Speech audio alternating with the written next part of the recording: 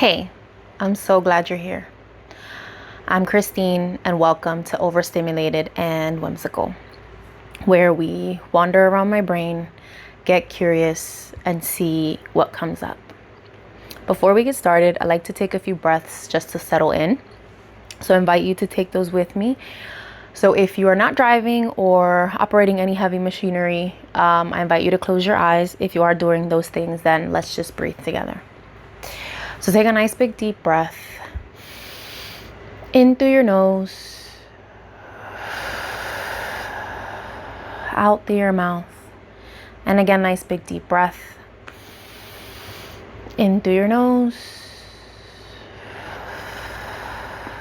out through your mouth. And we'll do one more nice big deep breath in through your nose, out through your mouth. Beautiful. Now that we're grounded, let's explore. So today I want to explore noticing. Like, think about throughout your day, how much of your day are you noticing things? And how much of your day are you reacting to things? And if this question, if you're like, wait, there's a difference? Yes, there is. Which I didn't know this until a couple years ago. So if you don't know, I got you. And if you do know, then let's just explore and see what comes up for you. So something's been happening in my house for the past, I want to say 2 days, right? So my son, he's 11 and we co-sleep. And at this point, I get it. You're like, he's 11. Why is he still sleeping with you? Well, that is a battle that I have fought and lost, and I don't want to fight it no more. And he's going to get older, and one day is going to be the last day he sleeps with me because he's too old.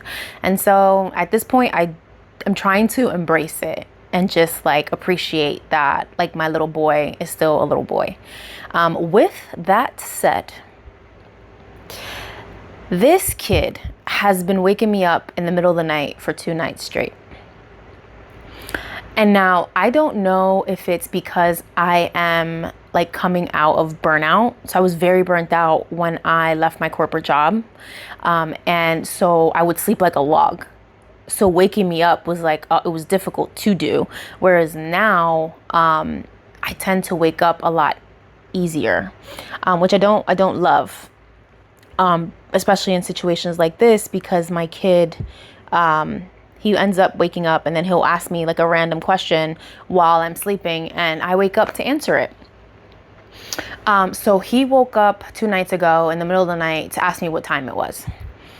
And I got upset because it was 5 o'clock in the morning, and I think I went to sleep at past midnight for my own doing. And so I told him, I'm like, dude, it's 5 a.m. Go back to sleep. And he wanted to read, and which I love, right? You're like, well, your kid wanted to read at 5 a.m. Yeah, but he doesn't just read. He reads and he hums, and he reads and he talks to himself, and he reads and he jumps, and he reads and he does all whatever else, right? While we're in the same room together. So I was like, no. And I'm like, go back to sleep. Your body needs rest. Said child went back to sleep in 5 minutes. This girl could not. And so I was up, and that was it.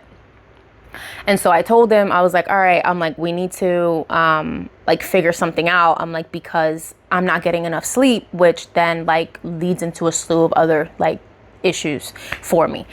So my solution to that was to put an alarm clock, next to his side of the bed. Cause I'm going to put this alarm clock. If this first number is not a 6 or bigger, then whatever you want to do, the answer is no. The answer is go back to sleep and be quiet, because then that removes me out of the equation, right? And then I can get the sleep that I need. So he was cool with that. And he found that to be a good solution. So we were like, all right, cool. So I put the alarm clock. We went to bed. I went to bed early, right? Because your girl had accountability there too, right? So I need to get my life together and go to sleep at a decent time. So I was in bed by 10. I think he went to bed by 9:30. And I woke up at 4 because he was quiet on his side of the bed, but apparently making a Band-Aid for himself because he had a boo-boo on his finger. And so I got up and I was like, and I went to the bathroom. And I will say I was proud of myself because while I was upset, I wasn't as angry as I was the first night. So sleep makes a very big difference on how big feelings feel in my body. So I went to the bathroom and I'm like, all right. And mind you, I coach myself in my head, right? So like this conversation I'm having with you guys, like this goes on in my head by myself. And so I'm like, all right. So so I'm noticing and I'm like, all right, well, today he did not wake me up. I woke up because I was hearing, like, I guess my brain was like the shuffling of him doing whatever. Like I knew he was awake. And so my brain was like, wake up. So I was like, all right. And so I told him, I was like, it's 4 a.m. Like, try to go back to bed. And so he said, okay. And he did. He ended up falling back asleep. I actually like nodded off as well. But I will tell you that when I laid back down in my head, like he couldn't tell, but in my head, I had a whole plan on how I was going to get him out of my room. Like in my head, I was going to bring his bed down from the attic and I was going to shuffle things around the house so he would be in the middle room. And that's where he was going to sleep because I wasn't going to do this anymore. So I was able to hold it together where it didn't like impact him. But in my head, my brain was like, nah, we're not doing this anymore. And then when I woke up in the morning, right, I did my meditation and all the things I do to make myself feel good for the day. And then I got curious and I was like, all right, I'm like, well, like he doesn't typically do that. Like he does it every so often, but not usually as consistent as it's been these past couple weeks. We're to the point now where I'm like, it's becoming more common, right? And so usually for me, when I start to see something happen, maybe like more than 3-4 times, I'm usually like, all right, something's up. Like what is it, right? Like what do we need to troubleshoot? And so I asked him, we got in the car, so I had to take him to camp. And so I was like, hey dude, I'm like, I'm noticing that you're getting up in the middle of the night. Like what's going on? And he's like, I get up. He's like, cause I got to go to the bathroom. He's like, I got to pee. And I'm like, oh shit. Well, yeah, that makes sense. Like, all right, you go up to the bathroom, you go pee. And he's like, yeah. And I'm like, well, then what happens after? And he's like, then I'm awake. He's like, and then I feel like I can't go back to sleep. He's like, so that's why I want to read and I want to do all these things. And I was like, oh, that makes sense. Because see, for me, I can go to the bathroom and go right back to sleep. But I also like make it a point not to open my eyes and not to turn lights on and do all these things, where I just realized it now as I'm talking to you guys that he does that. Like he'll get up to go to the bathroom, but he's scared of the dark. So he's turning on all of the lights, which is automatically turning his brain on. Right. So that makes sense why when he comes back to the room, he's like, nah, like I'm up now. And so I was like, okay, I'm like, that makes sense. And so I thanked them for sharing that with me. And I told him, I was like, well, let's look at like, how much are you drinking prior to going to bed? I was like, maybe you're drinking way too much. And so that's making you need to go to the bathroom, which interrupts your sleep. So I was like, maybe like an hour before bed, like we'll try to cut off liquids and see how that goes. And he was down. He was totally cool with that, like with that approach. And so we do a lot of that, like in my house. Like, so it's like something will happen, and like whatever comes of it. But usually at the end, like we'll sit down and we'll be like, all right, like this is what happened. Like, why did it happen? And like, what can we do better next time? But the start of all of that is noticing, because I can tell you now, when he was younger, because I was so burnt out, it was so easy to take his behavior personal. So I could have easily been like, this kid just doesn't want to let me sleep. Like, this kid doesn't care about my sleep. This kid, you know what I mean? Like, I could easily like go on for days about all the ways that like him waking me up in the middle of the night is impeding me, when it doesn't really have anything to do with me.